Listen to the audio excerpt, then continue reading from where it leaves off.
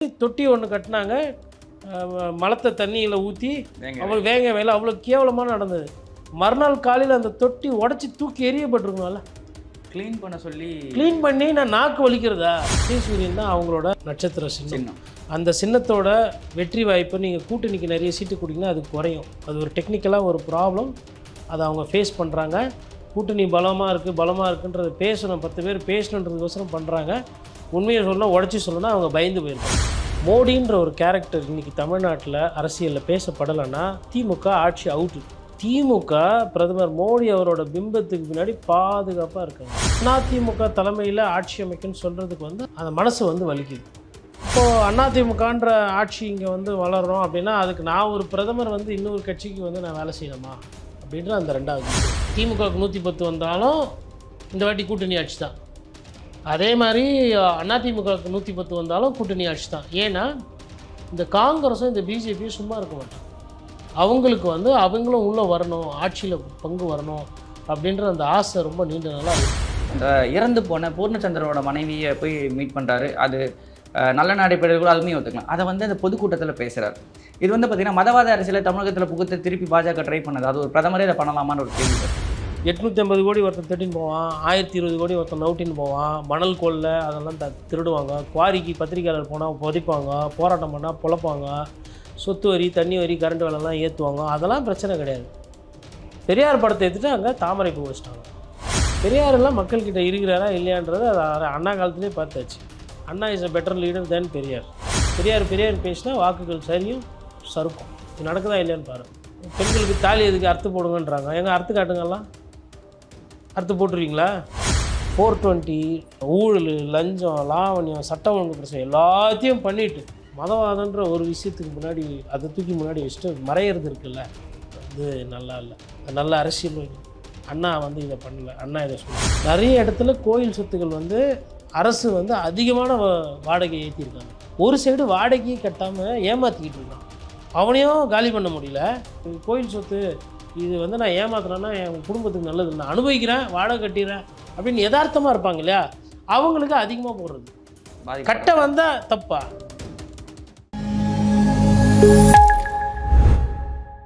Line squash அசல் பழங்களிலிருந்து தயாரிக்கப்பட்ட real squash ஃபுல்லா ஜோரா.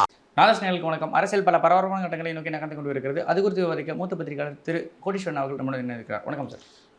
வணக்கம். நேயர்களுக்கு அன்பு வணக்கம் சார். இப்போது சமீபத்தில் நடந்த என்டிஏவோட மீட்டிங்கில் பார்த்திங்கன்னா எடப்பாடி அவர்கள் பேசிகிட்டு இருக்காரு. அதிமுக தலைமையிலான ஆட்சின்ற மாதிரி விஷயங்கள், அதிமுக ஆட்சின்னு பேசுகிறாரு.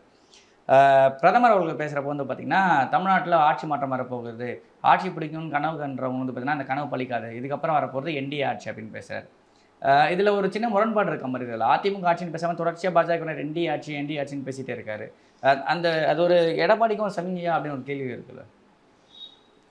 அதாவதுங்க, பிரதமரை பொறுத்தவரையிலும் அவர் ஒரு கட்சியை சார்ந்தவர், பாரதிய ஜனதா கட்சி. பாரதிய ஜனதா கட்சிக்கு தமிழகத்தில் கால் ஊன்றணும்னு அந்த ஆசை என்பது இருக்குது. அது யதார்த்தமான உண்மை. ஆனால் அவங்க பல முறை அதை முயற்சி பண்ணி அவங்களால அதை பெருசாக பண்ண முடியல. தனியாக கூட்டணி இருந்து பார்த்துட்டாங்க, கூட்டணி இல்லாமல் அதிமுகவோட அவங்களே ஒரு கூட்டணி அமைச்சியும் பார்த்துட்டாங்க. இப்போ எது பண்ணியும் அது வரல. அப்படி இருக்கும்போது அதிமுக தலைமையில் ஆட்சி அமைக்குன்னு சொல்கிறதுக்கு அந்த அந்த மனசு வலிக்குது. ஃபஸ்ட்டு அதான் உண்மை. அப்போது அதிமுகன்ற ஆட்சி இங்கே வளர்கிறோம் அப்படின்னா அதுக்கு நான் ஒரு பிரதமர் இன்னொரு கட்சிக்கு நான் வேலை செய்யணுமா அப்படின்ற அந்த ரெண்டாவது ஈகோ. ஃபஸ்ட்டு அவங்களுக்கு சொல்ல வேண்டியது தாமரை மலரும், பாரதிய ஜனதா கட்சி ஆட்சி அமையணுன்னு தான் அவங்க சொல்லணுன்றது ஆசை. ஆனால் அந்த ஆசையை தமிழகத்தில் சொல்ல முடியல, அது யதார்த்தம் இல்லை. அப்போ ரெண்டாவது அதிமுக தலைமையில் ஆட்சி வருமா அப்படின்னா ஆட்சி வரத்துக்கு வாய்ப்பு இருக்கும். அவங்க அதுக்கு தான் கூட்டணி சேர்ந்துருக்காங்க அவங்க பாயிண்ட் ஆஃப் வியூவில். ஆனால் அதை சொல்கிறதுக்கு அந்த பெருந்தன்மை இல்லை. இது ரெண்டாவது. மூணாவது இதில் என்ன ரொம்ப முக்கியமானதுன்னா, நான் ஒரு பிரதமர். நான் முன்னாடியே சொன்ன மாதிரி நான் பிரதமராக இருந்துட்டு நான் இன்னொரு கட்சிக்கு நான் அப்போது எடப்பாடி பழனிசாமி முதல்வர் ஆகணும், இவரை முதல்வர் ஆக்குவீங்களா அப்படின்னா நான் இபிஎஸ்க்கு பிரச்சாரம் பண்ணுற மாதிரி ஆகும். அதை பண்ணாமல் நான் ஒரு டீம் ஒர்க்கு என்டிஏன்ற அந்த கூட்டணிக்கு நாங்கள் தலைமை அப்படின்னா அவங்கள கௌரவத்தை விட்டு கொடுக்கக்கூடாது அப்படின்றதுக்கு வேண்டி அந்த மாதிரி பேசிகிட்டு இருக்காங்க. இனிமேல்ட்டு அவங்க அப்படி தான் பேசுவாங்க. இப்போ தேர்தல் நேரத்தில் இன்னும் முதல்வர் வேட்பாளர் சொல்லலை, பிரதமர் சொல்லலை, அமித்ஷா சொல்லலை, என்டிஏ பிஜேபியிலேருந்து ஒருத்தர் வருவார், பிஜேபி இது பண்ணு அப்படின்ற அந்த பிரச்சாரத்தை திமுக தொடர்ந்து வைப்பாங்க. பட் அது யதார்த்தத்துக்கு சம்மந்தம் இல்லாத ஒரு பிரச்சாரம் தான் என்னை பொறுத்தவரைக்கும். என்ன காரணம்னா, ஒரு 70 சீட்டு கொடுக்க போகிறாங்க பாரதிய ஜனதா கட்சிக்கு, இல்லை பாரதிய ஜனதா கட்சி துணை முதல்வர் வர போகிறாங்க, இல்லை பாரதிய ஜனதா கட்சிக்கு கூட்டணியில் பங்கு, ஆட்சியிலையும் பங்கு. அதே மாதிரி இல்லை நயனார் பேசிட்டு இருக்கார்ல அதை பற்றி. நயனார் பேசுவார். அவங்களோட ஆளுங்களுக்கு வந்து ஒரு சமிக்கை நீங்கள் அதாவதுங்க, இப்போ ஒரு 110 சீட்டு தான் வருது. திமுகவுக்கு 110 வந்தாலும் இந்த வாட்டி கூட்டணி ஆட்சி தான். அதே மாதிரி அதிமுகவுக்கு 110 வந்தாலும் கூட்டணி ஆட்சி தான். ஏன்னா இந்த காங்கிரஸும் இந்த பிஜேபியும் சும்மா இருக்க மாட்டாங்க. அவங்களுக்கு வந்து அவங்களும் உள்ளே வரணும், ஆட்சியில் பங்கு வரணும் அப்படின்ற அந்த ஆசை ரொம்ப நீண்ட நாளாக இருக்குது. சரி, எதுக்கு வரணும்னு நினைக்கிறாங்கன்னா, டெண்டருன்ற ஒரு விஷயம், ஊழலுன்ற ஒரு விஷயம் இருக்கிறதுனால தான் எல்லா கட்சியுமே அதுக்கு ஆசைப்படுது. அதான் யதார்த்தம். ஆனால் மக்கள் வந்து அப்படி பார்க்க மாட்டாங்க. மக்களை பொறுத்தவரையிலும் ஏதோ ஒரு திராவிட கட்சிக்கு முழுசாக ஓட்டு போட்டுருவாங்க. ஒன்று அது திமுகவாக இருக்கலாம், இல்லை இந்த 4.25 வருஷம் 5 வருஷம் ஆட்சியில் வந்து சட்டம் ஒழுங்கு சரியில்லை, அரசுக்கு வந்து ரொம்ப கெட்ட பேர் இருக்குது, கட்சிக்காரங்களோட பிரச்சனை தாங்கலை, ஆன்டி இன்கம்பன்சி இருக்குது, ஸ்டாலின் அவர்களோட பீரியட் வந்து நம்ம பார்த்தாச்சு, போன வாட்டி இருந்த அந்த ஒரு சிம்பத்தி வந்து இந்த வாட்டி இருக்காது. என்ன காரணம்னா, அன்றைக்கி வந்து அவர் முதல்வராக இவர் ஒரு வாட்டிக்கு வாய்ப்பு கொடுக்கலாமே, இவ்வளோ வருஷம் பொது வாழ்க்கையில் இருந்தார் அப்படின்ற அந்த ஒரு அப்பீல். இன்னொன்று, தொடர்ந்து 10 வருஷம் வெளியிலே இருக்கிறாங்க எதிர்கட்சியாக. அப்போது அவங்க மீது வந்து ஊழல் குற்றச்சாட்டுகளோ, இல்லை ஆன்டி இன்கம்பன்சி, சட்ட ஒழுங்கு பிரச்சனை, இல்லை எம்எல்ஏ வந்து ஒரு கிட்னி ராக்கெட்டில் சம்மந்தப்பட்டிருக்காரு, இல்லை ஒரு எம்எல்ஏ வந்து ஒரு கட்டடத்தில் வந்து காசு கேட்டு கலாட்டா பண்ணார், இல்லை இன்னொரு எம்எல்ஏ வந்துட்டு சொத்து குவிப்பு பண்ணார், அடிதடி பண்ணார், கட்ட பஞ்சாயத்து பண்ணார், மணல் குவாரி நடத்தினார், அந்த மாதிரி அந்த குற்றச்சாட்டுகள்லாம் அப்போ கிடையாது. இப்போ இதெல்லாம் வந்திருக்கு. இப்போ மக்கள் இதை எப்படி பார்ப்பாங்கன்றது பார்க்கணும். பாரதிய ஜனதா கட்சி எதிர்ப்புன்றது 2021 அதே தான், 2016 அதே தான். அது ஒரு சைடு இருக்குது. பட் அந்த எதிர்ப்பு என்பது குறைஞ்சிருக்கா? ஒருவேளை அந்த எதிர்ப்பு குறைஞ்சிருந்தாமே அது அதிமுக கூட்டணிக்கு ஒரு பெரிய பலம். அப்போ இதெல்லாம் பார்க்கும்பொழுது மோடி என்ன நினைக்கிறாங்க அப்படின்னா, இந்த மண்ணில் வந்து நமக்கு வந்து பெரிய வாக்கு வங்கி இல்லை, ஆனால் இங்கே உள்ளே வரணும், அதுக்கு அதிமுக விட்டால் வேறு வழி கதி கிடையாதுன்ட்டு தான் அவர் கூட்டணி வச்சுருக்கிறாங்க. அதுதான் நேற்று வந்து அவர் பேசியிருக்கிறார். அவங்களோட ஈகோவை விட்டு அவங்க இறங்கி வரமாட்டாங்க. நீங்கள் பாரதிய ஜனதா கட்சி தலைமையில் ஆட்சின்னு சொன்னீங்கனாலுமே போயிடுச்சு. அது எப்படி சொல்கிறீங்க? என்டிஏ கூட்டணி ஆட்சி, இந்தியான்னு ஓகே, அப்படி இங்கிலீஷில் சொல்லிட்டா யாருக்கும் தெரியாது, ஒன்றும் பிரச்சனை கிடையாது. இல்லை தேசிய முற்போக்கு திராவிட கட்சி, பாஜக தலைமை சொன்னால் அது கஷ்டம். ஏற்கனவே வந்து பார்த்திங்கன்னா மதுராந்தகம் மாநாட்டை வந்து மதுரையில் நடத்த வேண்டியது, ஆனால் அந்த திருப்பரங்குன்ற இஷ்யூனால தான் வந்து பார்த்திங்கன்னா அதிமுக வந்து ரொம்ப விடாப்படியாக வந்து மதுரையில் நடத்தக்கூடாதுன்னு சொல்லி சொன்னதாக தான் வந்து பல தகவல் வந்துருந்துச்சு. மதுராந்தகம் நடத்திட்டாங்க. இப்போ மதுரையில் மாநாடு நடக்குது, திருப்பரங்குன்றத்துக்கு பிரதமர் போயிட்டு மீட் பண்ணிட்டு வர்றார், சாமி தரிசனம் பண்ணிட்டு வர்றார். அவர் அதோடு நிறுத்தியிருந்தால் பரவாயில்ல. இந்த இறந்து போன பூர்ணச்சந்திரனோட மனைவியை போய் மீட் பண்ணுறாரு, அது நல்ல நடைபெறக்கூட அதுவுமே ஒத்துக்கலாம். அதை வந்து அந்த பொதுக்கூட்டத்தில் பேசுகிறார். இது வந்து பார்த்திங்கன்னா மதவாத அரசியலை தமிழகத்தில் புகுத்து திருப்பி பாஜக ட்ரை பண்ணது, அது ஒரு பிரதமரே இதை பண்ணலாமான்னு ஒரு கேள்வி வருது. நீங்கள் பிரதமர்கிட்ட என்ன எதிர்பார்க்குறீங்க? உங்களுக்கு வரியெல்லாம் கம்மி பண்ணுவார், உங்களுக்கு வந்துட்டு இலவசமாக நிறைய விஷயங்கள் கொடுப்பாரு, உங்களுக்கு வந்து நீட் தேர்வு ரத்து பண்ணுவார், இந்தியை வந்து நாங்கள் திணிக்க மாட்டோம், இதெல்லாம் எதிர்பார்க்குறீங்களா நீங்கள் பிரதமர்கிட்ட, மோடிக்கிட்ட? ஒரு உண்மை என்ன தெரியுங்களா? மோடின்ற ஒரு கேரக்டர் இன்றைக்கி தமிழ்நாட்டில் அரசியலில் பேசப்படலைன்னா திமுக ஆட்சி அவுட்டு. திமுக பிரதமர் மோடி அவரோட பிம்பத்துக்கு பின்னாடி பாதுகாப்பாக இருக்காங்க. ஊழல் பற்றி பேசுறது கிடையாது, சட்ட ஒழுங்கை பற்றி பேசுறது கிடையாது, கஞ்சா அபினு போதை, பெண்கள் பாதுகாப்பு, அதெல்லாம் எதுவும் கிடையாது. நமக்கு வந்து 2 விஷயம் பேசு பொருள். ஒன்று இந்த பிரதமர் சம்மந்தமானது, இன்னொன்று வந்து மாநில சுயாட்சி. அதிலெல்லாம் வந்து நம்ம விட்டு கொடுக்க மாட்டோம்னு, பணம் கொடுக்க மாட்டேன்றாங்கன்னு அவங்க சொல்கிறீங்க. இன்னும் 3 வருஷத்துக்கு அவங்க தான் இருக்க போகிறாங்க. ராகுல் காந்தி பண்ணுற அரசியல்லாம் பார்த்தா அவர் வந்து பிரதமராக வர்றது உடனே வர மாதிரி எனக்கு சாத்தியக்கூறு தெரில, காங்கிரஸ் கட்சியினுடைய நிலைப்பாடுகள் பார்த்தா. அப்படி இருக்கும்பொழுது பிரதமர் வந்து இங்கே பேசுகிறது கொள்றதுன்றது டிஎம்கேக்கு அது ப்ளஸ்ஸு தான். அது ஒண்டி தான் ப்ளஸ்ஸு டிஎம்கேக்கு. இன்றைக்கி தேதியில் திமுகவுக்கு வந்து இந்த 5000 பணம் போட்டது கூட தேர்தல் நேரத்தில் கொஞ்சம் கொஞ்சமாக அதை மறந்துடுவாங்க மக்கள். ஏன்னா இன்றைக்கி என்னென்னா, எங்கள் பணம் எங்களுக்கு வருது, நீங்களாம் திருடலையா அப்படின்ற அளவுக்கு மக்கள் போயிட்டாங்க. இது வந்து நம்ம இன்றைக்கி புதுசாக சொல்லலை. 2500 எடப்பாடி பழனிசாமி போட்டார் பொங்கலுக்கு, அப்போது நம்ம இதே கருத்தை தான் சொன்னோம். அதாவது பணம் கொடுத்தாச்சு நம்ம ஜெயிச்சிருவோம் அப்படின்னு சொல்லிட்டு திராவிட கட்சிகள் உட்கார மாட்டாங்க.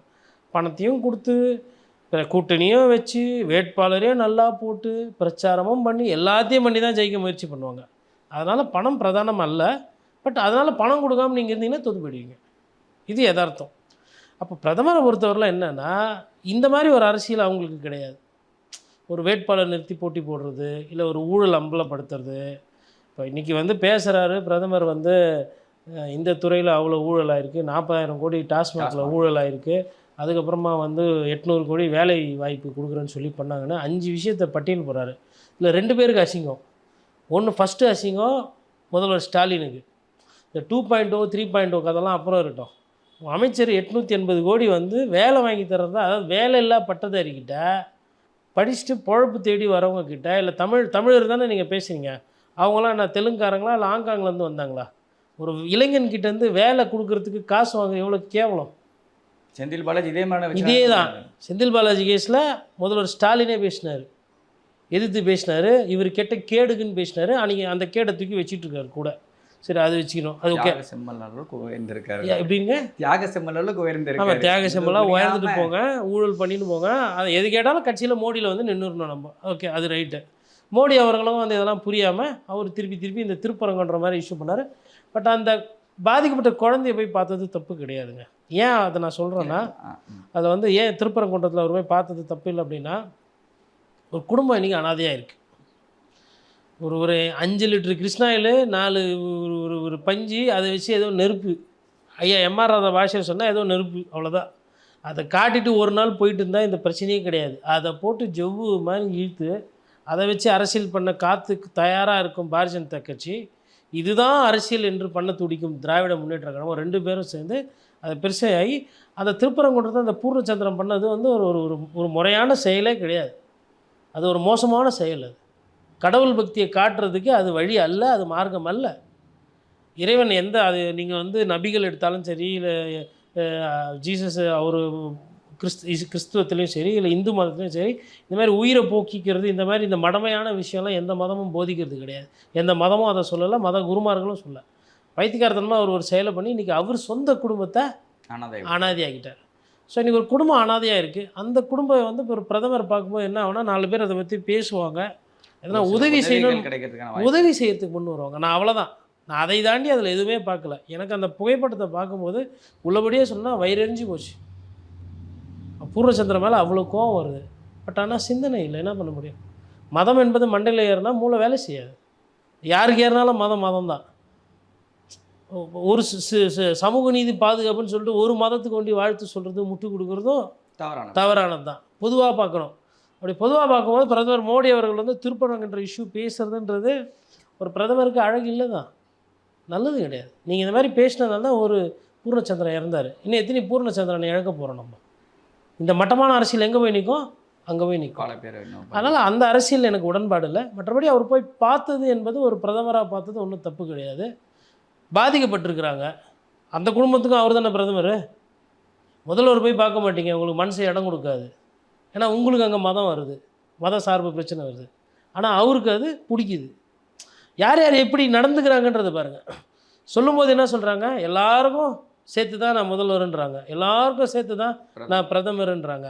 ஆனால் பிரதமர் மோடி வந்து ரோஹிங்கா பிரச்சனையோ இல்லை மணிப்பூருக்கோ போக மாட்டார். அவங்களுக்கு பிரதமர் இல்லை. ஆனால் இங்கே ஒரு குடும்பம் பாதிக்காகும் போது அவர் வந்து பார்ப்பார். அதே நம்ம ஐயா ஸ்டாலின் அவர்களை பொறுத்தவரைலாம் சமூக நீதியெலாம் பேசுவார்.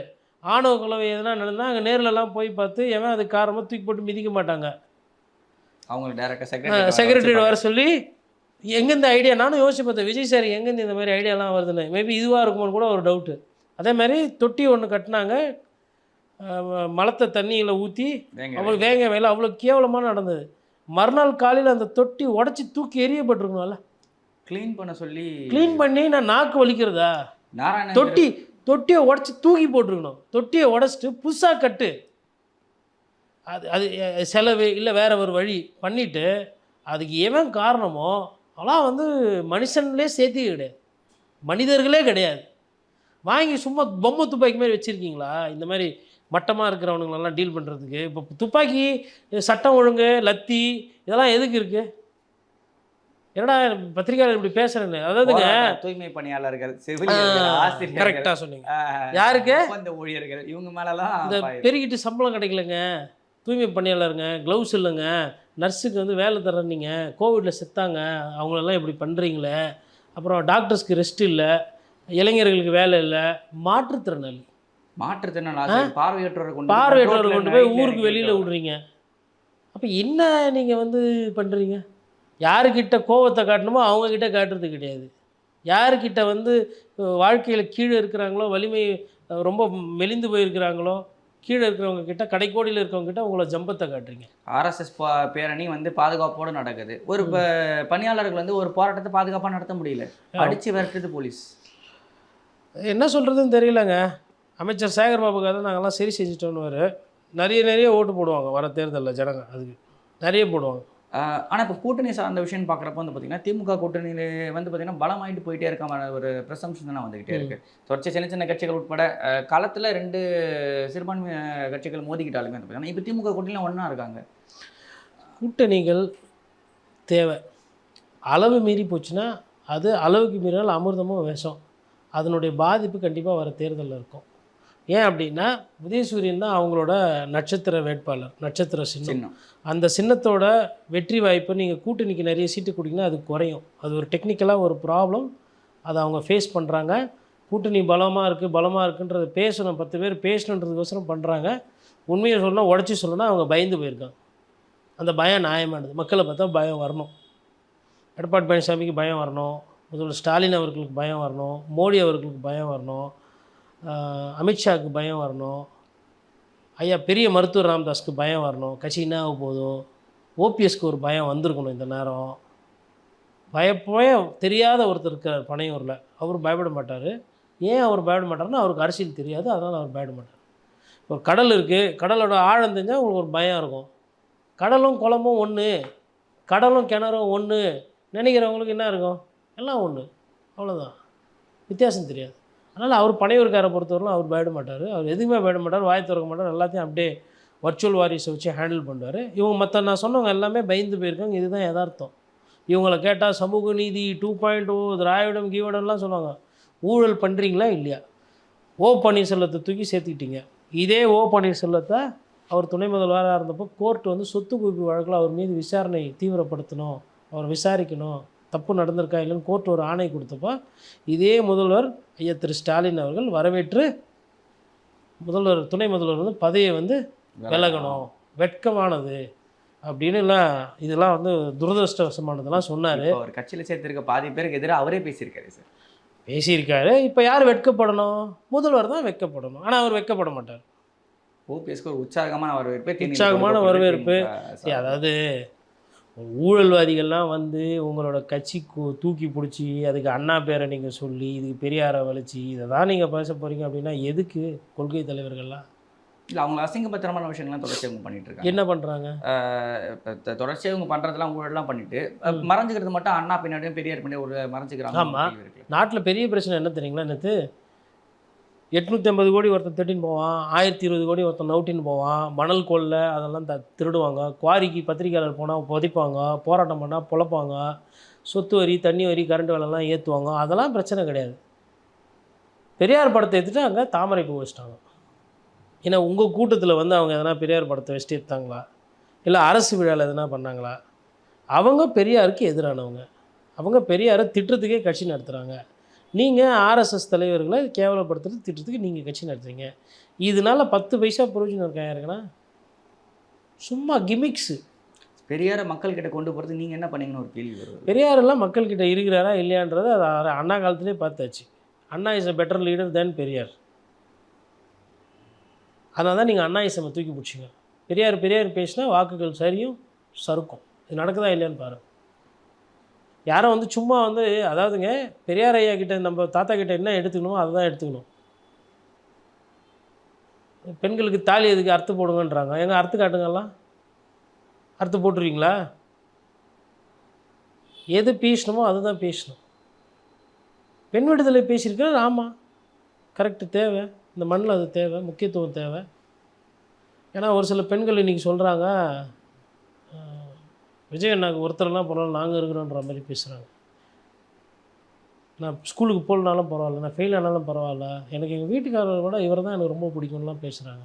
அப்போ அந்த நேரத்தில் பெரியார் உள்ள பாரதி கண்ட புதுமை பெண் வீரமங்கை அவங்க எங்கே போகிறாங்கன்ற ஒரு கேள்வி வருது, சிந்திக்கிறீங்களான்ற அந்த கேள்வி வருது. அப்போ பெரியார் தேவை. யார் யாரையும் எங்கெங்கே எவ்வளோ எவ்வளோ பயன்படுத்த முடியுமோ அவ்வளோதான் பயன்படுத்த முடியும். அதாவது அப்புறமா வந்து என்னென்னா பிஜேபிக்கும் வந்து கொஞ்சம் கூட ஒரு நான் நினைக்கிறேன் பிஜேபி இதெல்லாம் வேணும்ட்டே தான் பண்ணுறாங்க. சிந்தனை இல்லாமல் அறிவு கம்மியாக இருந்தெல்லாம் பண்ணுறது கிடையாது. அவங்களால மக்கள் நலன் சம்மந்தப்பட்ட அரசியல் பண்ண முடியாது. ஒரு கோயிலில் வீடு அரோகரா அரோகரா அப்படின்னு சொல்லிட்டு கடவுள் பற்றி காட்ட வேண்டியது தான், அது உள்ளே இருக்கிற விஷயம். வெளியில் காட்டுறது சரி கிடையாது. சரி இவங்களாச்சு கிருஷ்ண ஜெயந்திக்கு தீபாவளிக்கெலாம் வாழ்த்து சொல்ல மாட்டாங்க. இவங்களும் லோஸா பக்ரீத் ரம்ஜானுக்கு சொல்லுவீங்க, ஆனால் இதுக்கு சொல்ல மாட்டீங்க. என் ஓட்டா அப்போ அங்கேயே போய் வாங்கிக்கிறது தானே மொத்தமாக மாற்றி எல்லாம் மாற்றி போட்டால் சரியா? பெரும்பான்மையாக இந்துக்கள் இருக்காங்க, ஓட்டு மாற்றி போட்டால் உங்களுக்கு ஓகேவா? எதுக்கு அண்ணா பேரை வச்சுக்கிட்டு நீங்கள் மிஸ்யூஸ் பண்ணுறீங்க? ஒன்றே குலம் ஒருவனே எல்லாருக்கும் சொல்லிட்டு போங்க, இல்லை யாருக்கும் சொல்லாமல் போங்க, அவ்வளோதானே. இப்போ நீங்கள் இது பண்ணுறீங்க, அவங்க அதை பண்ணுறாங்க. இதில் அப்பட்டமாக அசிங்கமாக பண்ண போகிறது பாரதிய ஜனதா கட்சி. அதை எந்த கூச்ச நாச்சமே இருக்காது. இப்போ இந்த அரசியலையோ இல்லை இந்த புரிதலையோ வச்சுக்கிட்டு இப்போ எனக்கு நண்பர்கள் எல்லாத்துலேயும் இருக்காங்க. இப்போ நான்லாம் எப்படி அவங்ககிட்ட பேச முடியும், பழக முடியும்? அந்த அடிப்படை அறிவு பாரதிய ஜனதா கட்சி கிடையாது. வட இந்தியாவில் இருக்கக்கூடிய இந்துக்களோட தன்மை வேறு, தென்னிந்தியாவில் இருக்கக்கூடிய இந்துக்களோட தன்மை வேறு. ஃபஸ்ட்டு அதை புரிஞ்சுக்கணும். இவங்க நிறைய பேர் புலால் மாமிசம் சாப்பிடுவாங்க, பெரும்பான்மையான அவங்க சாப்பிட மாட்டாங்க. இங்கே தேவையில்லாத அல்பத்தனமான சண்டைலாம் இருக்காது. மழை பெஞ்சுதுன்னா மசூதியில் போய் இந்து போய் தங்கலாம். கோயிலில் வீட்டுக்குள்ளே தண்ணி வந்துச்சுன்னா பாய்ங்க போய் கோயிலில் தங்கலாம். சர்ச்சில் யார் போனாலும் உட்காந்து ப்ரேயர் பண்ணலாம். அப்படி ஒரு அருமையான ஒரு விஷயத்தை இங்கே உருவாக்கி வச்சுருக்குறாங்க. எல்லா திருவிழாக்கும் இங்கே எல்லாரும் வரத்தை பார்க்க முடியுது. உடம்பு சரியில்லைனா குழந்தைங்களை கூட்டு போய் மசூதியில் ஆமாம் கரெக்டு. இதெல்லாம் நம்ம இங்கே பண்ணுவோம். ரம்ஜான் பக்ரீத் தான் நிறைய இந்துக்கள் வீட்டில் சோறாக்க வேண்டியது கிடையாது. அவன் எத்தனை வந்துட்டு பிரியாணி கொடுத்துட்டு போயிடுவாங்க. அதேமாதிரி இவங்களுக்கு ஒரு நிகழ்ச்சி நடக்குது கொள்றதுனால எத்தனை போய் கொடுப்பாங்க. இதில் இன்னும் சிறப்பு என்னென்னா பிரசாதம் மற்றவங்க கொடுத்தா இந்துக்கள் வாங்கி சாப்பிட்ருவாங்க, இவங்க எத்தனை போய் கொடுத்தா இல்லை அதை நாங்கள் சாப்பிட மாட்டோம்னுவாங்க. இதெல்லாம் இங்கே இருக்குது பிரச்சனை. நம்ம பேசும்போது எல்லாத்தையும் தான் பார்க்கணும். பட் ஆனால் நான் என்ன கேட்குறேன்னா இதுக்கும் அரசியலுக்கும் சம்மந்தமே இருக்கக்கூடாது. அரசியல் வேறு, இது வேறு. இது அவங்களாம் அழகாக நண்பர்களாக இருக்கிறாங்க, சரி செஞ்சுக்கணும். நீங்கள் அதை வைத்து அரசியல் பண்ணுற 420 ஊழல், லஞ்சம், லாவணியம், சட்டம் ஒழுங்கு பிரச்சனை எல்லாத்தையும் பண்ணிவிட்டு மதவாதன்ற ஒரு விஷயத்துக்கு முன்னாடி அதை தூக்கி முன்னாடி வச்சுட்டு மறையிறது இருக்குல்ல, அது நல்லா இல்லை. அது நல்ல அரசியலும் இல்லை. அண்ணா வந்து இதை பண்ணலை, அண்ணா இதை சொல்லலை, ஐயா காமராஜர் இதை சொல்லலை. இந்த ஒரு 2 நாளைக்கு முன்னாடி செத்தாரே தாத்தா நல்ல கண்ணு, அவர் ஒரு நாள் இந்த மாதிரிலாம் பண்ணலை. ஒரு கொடியை போட்டுன்னு ஊருக்குள்ளே போனால் ஓட்டு விழாதுன்னா தூக்கின்னு வாடா, அந்த முஸ்லீம் கொடியை வச்சுட்டு தான் நான் ஓட்டு கேட்பேன், எனக்கு அதனால் தோத்தனா பரவாயில்லன்னு தைரியமாக பண்ணார். அங்கே வந்து அவர் பண்ணது மத நல்லிணக்கம். ஆனால் நீங்கள் பண்ணுறது சந்தர்ப்பவாத அரசியல். நான் 2 கட்சிகளையும் தான் சொல்கிறேன். குறிப்பாக மேல் பாதி மாறான விஷயங்களாகட்டும். சரி, இங்கே தீர்வு எங்கேங்க? பெரியார் வழியில் தானே வரீங்க. எல்லா கோயில் உள்ளே எல்லோரும் போயிட்டாங்களா? ஒன்று. இன்னொன்று, கோயில் சொத்துக்களில் நிறைய வந்துட்டு ஏகப்பட்ட குளறுபடிகள் இருக்குது. அரசாங்க சொத்து தான் அது. ஒரு சேகர்பாபு அமைச்சர் மீது அவ்வளவு குற்றச்சாட்டுகள் வருது.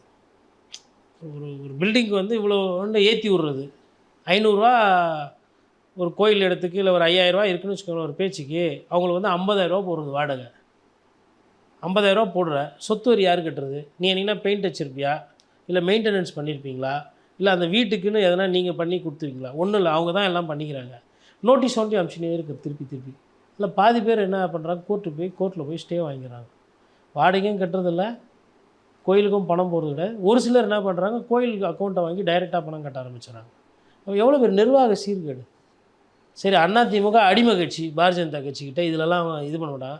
நீங்கள் அப்படியே பயங்கர கரெக்டாக பண்ணுறவங்க தான், நீங்கள் இதை சரி செய்ய வேண்டியதுதானே, ஏன் சரி செய்யலை? நான் சொல்கிற பிரச்சனை, நிறைய இடத்துல கோயில் சொத்துக்கள் வந்து அரசு வந்து அதிகமான வாடகை ஏற்றிருக்காங்க. ஒரு சைடு வாடகையை கட்டாமல் ஏமாற்றிக்கிட்டு இருக்கிறான். அவனையும் காலி பண்ண முடியல, கட்டுறான் இல்லையா? அவங்களுக்கு இப்போ ஒரு சிலர் நினைப்பாங்கப்பா, எனக்கு கோயில் சொத்து இது வந்து நான் ஏமாத்தினேன்னா என் குடும்பத்துக்கு நல்லது, நான் அனுபவிக்கிறேன், வாடகை கட்டிடுறேன் அப்படின்னு யதார்த்தமாக இருப்பாங்க இல்லையா? அவங்களுக்கு அதிகமாக போடுறது.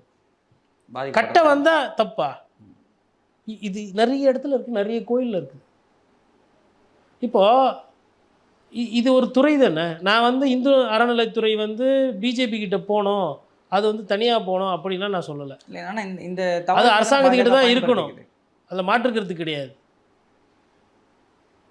சிறுபான்மையினர் வந்து ஹஜ் இடத்தையோ இல்லை சர்ச்சோட வக்குவ இடத்தையோ அவங்க கொடுக்க மாட்டேறாங்கன்னா அதோடைய பிரச்சனை எனக்கு புரியுது.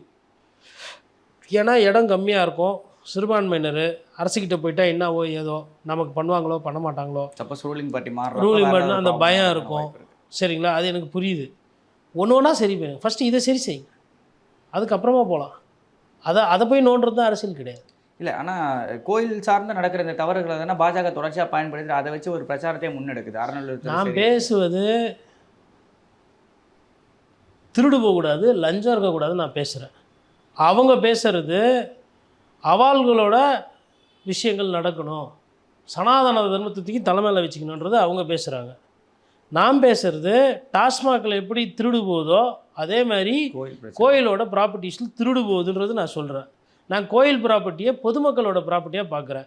நீங்கள் கோயில் ப்ராப்பர்ட்டியை இந்து மதத்தோட ப்ராப்பர்ட்டியாக பார்க்குறீங்க. நான் கோயில் ப்ராப்பர்ட்டியை அரசாங்க சொத்தாக பார்க்குறேன். நீங்கள் கோயில் ப்ராப்பர்ட்டியை அரசாங்கத்துக்கிட்டேருந்து எடுத்து மதவாதிகள்கிட்ட கொடுக்கணும்னு நீங்கள் பார்க்குறீங்க, இல்லை குருமார்கள்கிட்ட கொடுக்கணும்னு பார்க்குறீங்க. இதுதான் வித்தியாசம். இது ரெண்டும் ஒரே பார்வை கிடையாது. இந்த பணம் தான் வந்து லேப்டாப்பாக வரும், இந்த பணம் தான் ரேஷனில் அரிசிக்கு பத்திரமாக வரும், இந்த பணம் தான் ரோட்டில் சாலைகள் நல்லா போடணும், இந்த பணம் தான் அம்மா உணவகத்துக்கு போகும், இந்த பணம் தான் காலை முதலமைச்சரோட சிற்றுண்டிக்கு போகும். அதனால தான் நான் அந்த பணத்துக்கு பேசுகிறேன். அப்போ அதாவதுங்க எல்லாரும் வந்து கிடையாது. ஆனால் ஒவ்வொரு துறை எடுத்துக்கிட்டிங்கனாலும் சரி, அந்த ரெஜிஸ்ட்ரேஷன் டிபார்ட்மெண்ட்டில் அவ்வளோ தப்பு. அதாவது ஒரு இடம் இருக்குது அப்படின்னா அந்த இடத்தோட வேல்யூவேஷனை கம்மி பண்ணி போடுறது. அப்புறம் 2 வருஷம் 3 வருஷம் கழிச்சு பார்த்தா இவ்வளோ லட்சம் இவ்வளோ கோடி அரசுக்கு வந்து வருவாய் வந்து குறைஞ்சிருக்குன்னு. எதுவுமே தீர்ப்பும் கிடையாது, தீர்வும் கிடையாது, ஆக்ஷனும் எடுக்குது கிடையாது, அப்படியே இருக்குது. அந்த 5 வருஷம் கேஸ் நடக்கும், திருப்பி பழைய கவர்மெண்ட் வந்த உடனே கேஸ் காசை கொடுத்து என் மேலே கேஸ் இருக்குது, இதை வந்து இல்லாமல் பண்ணி விடுங்கன்னு அமைச்சருக்கு துறை அதிகாரிகளாக காசை கொடுத்து கோர்ட்டில் வந்து அரசு தரப்பு வழக்கறிஞர் சரியாக வாதாடாமல் அதை லூஸில் விட்டு போயிடும். இந்த சைடு 3 லட்சம் வாங்கின அதிகாரி 30 லட்சம் வாங்குவாப்பில், 30 லட்சம் வாங்கின அதிகாரி 3 கோடி வாங்குவான். வாங்கின 3 கோடி எத்தனை போய் எங்கே போகிறான்? தெருக்கோட்டிலேயே கொடுக்க போகிறான் அமைச்சரோட வீட்டுக்கு, அவங்களுக்கு வேண்டப்பட்டவங்களுக்கு பிஏக்கு பண்ணி. இப்படி தான் லஞ்சம் நடக்குது. இதை பற்றி பேசுனா தெரியாது, பேச மாட்டோம். இவ்வளோ நேரம் உங்களுக்கு பொண்ணா நேரத்துக்கு நன்றி.